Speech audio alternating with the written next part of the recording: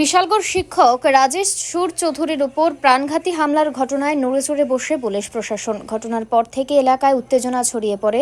অবশেষে রাজ্য শিল্প নিগমের চেয়ারম্যান নবাদল বণিকের চাপ ও উদ্যোগে মাত্র কয়েক ঘন্টার মধ্যেই এক অভিযুক্তকে গ্রেফতার করতে সক্ষম হয় বিশালগড় থানার পুলিশ। পুলিশ সূত্রে জানা গেছে, গ্রেফতার হওয়া অভিযুক্তের নাম রাহুল দাস, বাড়ি গৌতমনগর এলাকায়। সে দীর্ঘদিন ধরে বিশালগড় বাইপাস ও আশপাশের এলাকায় অসামাজিক কার্যকলাপের সঙ্গে যুক্ত ছিলেন। পুলিশের ধারণা, হামলার নেপথ্যে আরও কয়েকজন থাকতে পারে। উল্লেখযোগ্যভাবে কয়েক মাস আগে কড়ইমুড়া এলাকায় মোশাররফ হোসেনের বাড়িতে ভাঙচুর ও লুটপাটের ঘটনায়ও রাহুল দাসের সম্পৃক্ততা ছিল। এর আগেও নানা অপরাধমূলক কর্মকাণ্ডে তার নাম জড়িয়ে রয়েছে বলে অভিযোগ রয়েছে। মঙ্গলবার দুপুরে তাকে বিশালগড় আদালতে সোপর্দ করা হবে। ঘটনার সঙ্গে আরও কেউ জড়িত আছে কিনা তা খতিয়ে দেখা হচ্ছে। গতকাল বিকালবেলা আমাদের বিশালগড় হসপিটালের সামনে একটি ঘটনা হয়।